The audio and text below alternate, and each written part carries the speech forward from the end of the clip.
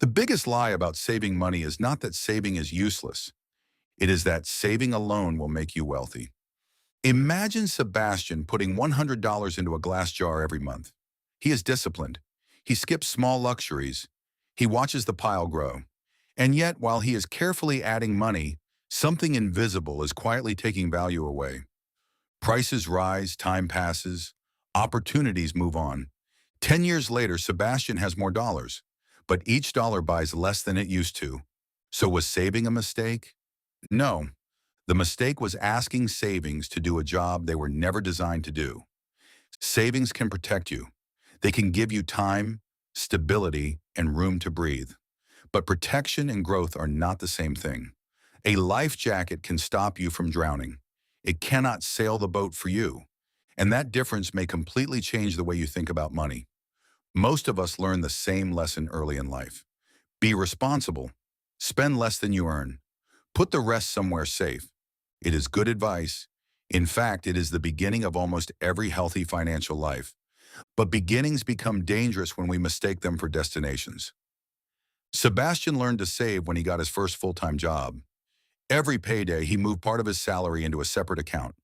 Watching the balance rise felt like progress. 500 became 1,000. 1,000 became 5,000. For the first time, a broken laptop or an unexpected bill did not feel like a crisis. That feeling mattered. Savings gave him something his salary alone never could: distance between a problem and panic. But then he made a quiet assumption. If a little saved money made him safer, a lot of saved money would eventually make him rich.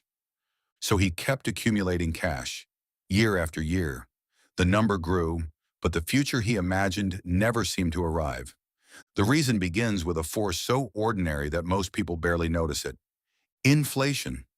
Suppose Sebastian puts $10,000 into an account and leaves it there. The number on the screen may not fall. It can even rise slightly if the account pays interest. But the real question is not how many dollars he has. The real question is what those dollars can buy. If prices rise faster than his money grows, his balance is increasing while his purchasing power is shrinking. It is like standing on an escalator moving down. Sebastian can stand still and feel safe because he has not stepped backward. But the world around him is moving anyway. This does not mean cash is bad. Cash has a valuable job. It is immediate, predictable, available when the car breaks, work disappears, or life refuses to follow the plan. But cash is usually built for the near future, not the distant one. That is the first distinction. Money for protection and money for growth should not be treated as if they are the same. Think of Sebastian's financial life as a house. Savings are the foundation. Without them, one surprise can crack everything above. But nobody builds only a foundation and calls it a finished home. Once Sebastian has enough cash to handle realistic emergencies, every extra dollar needs a purpose. Some dollars may be needed next month. Some may be needed in 3 years. Others may not be needed for decades. Those time horizons matter. Money needed soon should usually be stable and accessible. Money that can remain untouched for many years has time to accept uncertainty in exchange for potential growth. The biggest lie about saving hides this decision. It tells you there are only two choices: spend the money or save it. But there is a third choice: own something productive.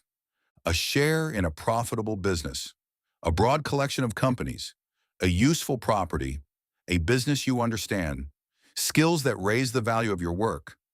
These things are not guaranteed to rise, and none of them are free of risk. But they can produce value instead of merely storing yesterday's income. That is the difference between collecting money and building assets. An asset has the potential to work while you are doing something else. Cash in a drawer waits. A productive investment participates. Of course, this is where people often swing too far in the other direction. They hear that cash loses purchasing power and decide every dollar must immediately enter the market. That can be just as dangerous. Imagine Sebastian invests every cent he has. Then his car needs an expensive repair during a market decline. He cannot wait for a recovery. He needs the money now. So he is forced to sell at exactly the wrong moment. The investment was not necessarily bad. The structure was bad. Without savings, long-term investing becomes fragile. Your emergency fund does more than pay emergencies. It protects your investments from your emergencies. This is why saving and investing are not opponents. They are partners with different responsibilities. Savings buy resilience, investments pursue growth, and resilience makes it possible to stay invested long enough for growth to matter. There is another reason people get stuck at saving. Saving feels measurable. You move $200 and instantly see the result. Investing is emotionally harder. Prices move. Progress is uneven. Some years look brilliant. Others make patience feel foolish. The saver receives certainty today. The investor accepts uncertainty today for a possibility tomorrow. That trade is uncomfortable, especially when you grew up believing that losing any money means you failed. But avoiding every visible risk can create an invisible one. Reaching the future with money that stayed safe in name but lost power in reality. The answer is not to become reckless. It is to match the tool to the time. Sebastian eventually creates three simple buckets. The first is for now, monthly bills, ordinary spending, and money already promised. The second is for protection, a cash reserve for the moments he cannot predict. The third is for later, money he will not need for many years, placed into diversified productive assets at a level of risk he can actually tolerate. This system is not exciting. That is one of its strengths. It does not require Sebastian to predict next month's market, discover a secret investment, or become a financial genius. It asks him to give each dollar one clear job.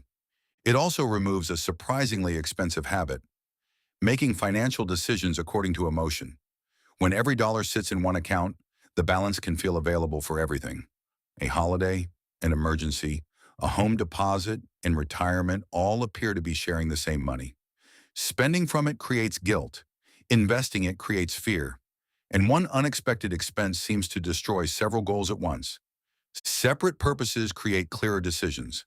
Sebastian does not have to wonder whether today's repair is stealing from his future, because the repair money was prepared for exactly that moment. He does not have to stop long-term investing every time the news becomes frightening, because next month's bills are not exposed to that uncertainty. The buckets do not magically create more money. They create boundaries. And boundaries can make an ordinary plan much easier to follow. And then it asks for consistency. Small amounts, invested regularly over long periods, can become powerful not because every month is successful, but because growth can build on earlier growth. Compounding is often described as money-making money, but that phrase misses the human part. Compounding is patience being rewarded with time. In the beginning, the results look almost insulting. Sebastian contributes far more than the investments earn. The curve appears flat. It feels as if nothing is happening. Then slowly, earlier returns begin producing returns of their own. The machine becomes less dependent on each new dollar Sebastian adds. Time does more of the lifting.